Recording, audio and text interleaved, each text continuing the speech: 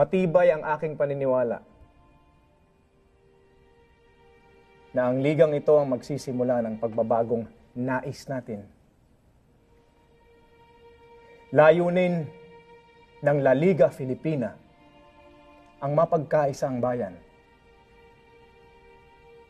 Malabanan ang karahasan at hinustisya, mabigyan ng proteksyon ng bawat isa kung kinakailangan, at mapag-aralan ng reforma para sa bayan sa mapayapang paraan. Matibay ang aking paniniwala na ang ligang ito ang magsisimula sa panibagong nais natin. Layunin ng Laligang Pilipina na mapagkaisa at labanan ang karahasan at hinustisya, mabigyan ng proteksyon ang bawat isa at mapagbigyan ng reforma ang bawat bayan sa mga bagong paraan.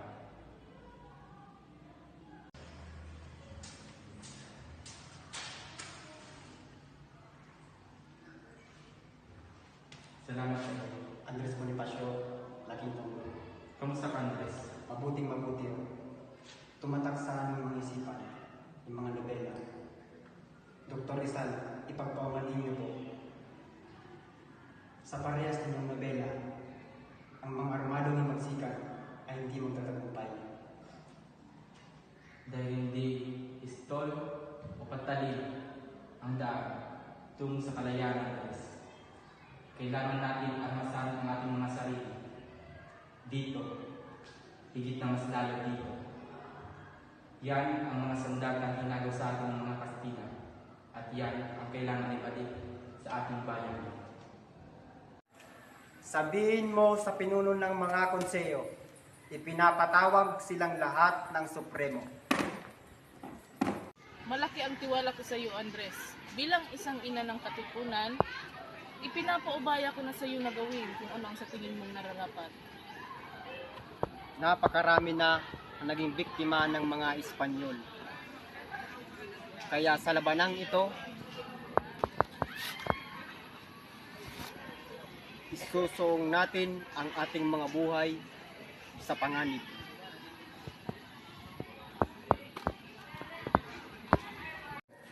Dahil sa di pagsunod sa akin ni Bonifacio, ay baka maging simula ito ng paghiwalay sa ating hanay. Maraming papanig kay Bonifacio. Hindi sumusunod sa ating katipunan. Naging hadlang sila sa ating mga plano. Hindi natin may isagawa ang ating mga gusto sa bayan. Kapag hindi natin tinanggal si Bonifacio, bukod sa mga Kastila, baka maging kalaban natin ang mga katipunan. Si Bonifacio.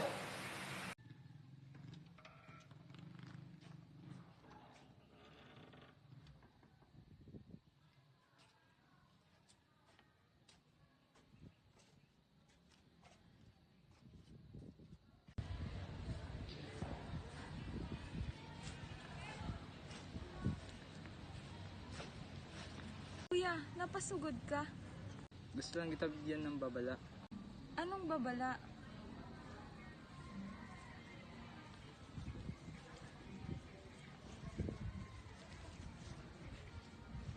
Dahil hindi biro ang narinig kong plano ng revolusyon, kailangan tayong mag-ingat. Dahil kung magkagulo, pati ikaw ang madadamay. Paano mo nalaman ang tungkol sa revolusyon na sinasabi mo?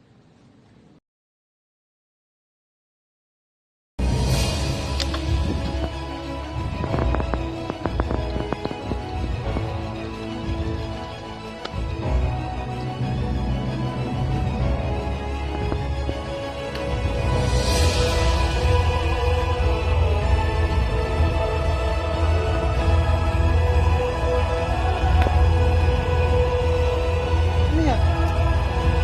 Ano ibig sabihin nito?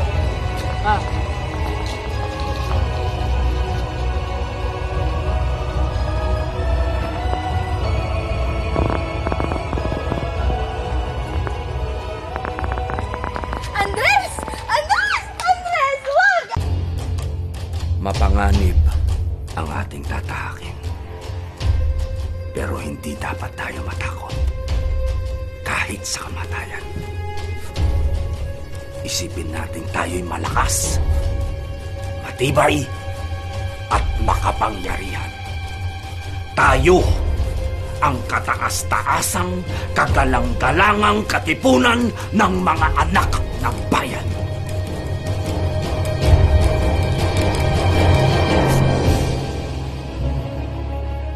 Ilang araw mula ngayon, sa gabi ng 29, sisimulan na natin ang revolusyon. Labas ninyo ang mga sedula. Sabay-sabay nating itaas. Unitin ang inyong mga sedula. Mabuhay ang katipunan! Mabuhay! Mabuhay ang revolusyon! Mabuhay! Mabuhay sa plano! Mabuhay!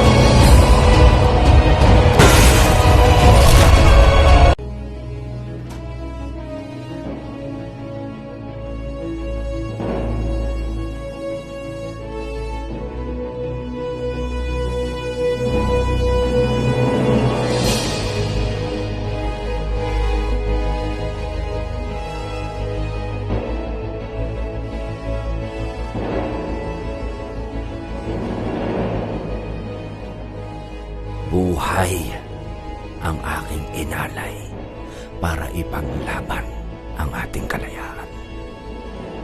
Ikaw, anong kaya mong gawin para sa inang bayan? Dahil hindi pa tapos ang revolusyon!